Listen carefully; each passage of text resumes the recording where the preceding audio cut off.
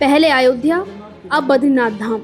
आखिर आस्था के खजाने पर किसकी नजर है?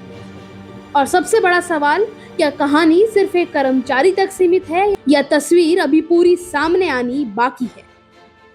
कहते हैं कि जब कोई श्रद्धालु बद्रीनाथ धाम की सीढ़ियां चढ़ता है तो वो सिर्फ अपने हाथ जोड़कर दर्शन नहीं करता, वो अपनी उम्मीदें, अपनी प्रार्थनाएं और अपना विश्वास भी भगवान के चरणों में छोड़कर आता है। तो वहीं दान पात्र में गिरने वाला हर सिक्का सिर्फ पैसे नहीं होते, उसमें किसी माँ की ममता होती है, किसी पति की दुआ होती है और किसी परिवार की आस्था होती है। वही आस्था सवालों के घेरे में खड़ी दिखाई दे रही है। चलिए इस पूरी खबर के बारे में आपको बताते हैं। नमस्कार, प्रणाम, मैं नंदिनी मोदी और आप देख रहे हैं लोकार्पण। बद्रीनाथ धाम में चढ़ावे और दान राशि के प्रबंधन में कथित अनियमितताओं के आरोपों ने पूरे उत्तराखंड को हिलाकर रख दिया।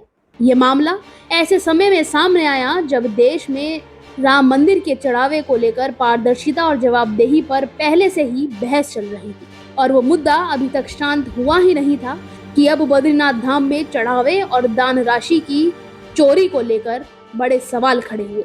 और इस पूरे मामले ने तूल तब पकड़ी जब 1 जुलाई को बद्रीनाथ धाम परिसर में लगे पुराने सीसीटीवी कैमरे को हटाकर नई हाई रेजोल्यूशन कैमरे लगाए गए। बताया गया कि मंदिर परिसर में सुरक्षा व्यवस्था को और मजबूत बनाने के लिए ये बदलाव किया गया था और पुराने कैमरे की जगह नई तकनीकी कैमरे लगाए गए। लेकिन उसी के ठीक बाद 2 जुलाई को चढ़ावे और दान राशि में कथित गड़बड़ी और चोरी के आरोप सामने आने लगे और बस यहीं से सवालों का सिलसिला शुरू हो गया। सोशल मीडिया पर लोग पूछने लगे कि क्या ये सिर्फ एक संयोग था या फिर इसके पीछे कुछ बड़ा छिपा हुआ था। जब मामला बढ़ा तो BKTC यानी बद्री केदार समिति हरकत में आई। समिति के अध्यक्ष हेमंत द्विवेदी ने जांच के आदेश दिए और पूरे मामले की पड़ताल शुरू हुई। अधिकारियों ने चढ़ावे के रिकॉर्ड और संबंधित दस्तावेजों को जांचना भी शुरू करा।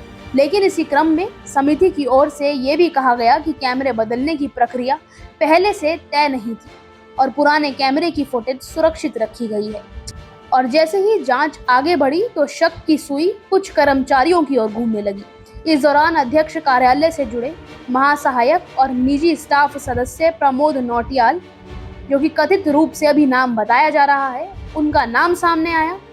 पूछताछ के बाद उन्हें निलंबित कर दिया गया। उनके खिलाफ FIR भी दर्ज कर दी गई है और पूरे मामले की जांच चल रही है। लेकिन इतना जरूर है कि आस्था के नाम पर उठे ऐसे सवाल करोड़ों श्रद्धालुओं को बेचैन कर रहे हैं। अभी ये मुद्दा काफी ज्यादा चर्चाओं का विषय बना हुआ है। इसमें अलग अलग तरीके की बातें सामने आ रही है। तो वहीं बद्रीनाथ विधायक इसका विरोध करते हुए नजर आ रहे हैं और कह रहे हैं कि एक कर्मचारी इतनी बड़ी चोरी को अंजाम अकेले नहीं दे सकता, इसके पीछे कोई बड़ा छुपा हुआ है।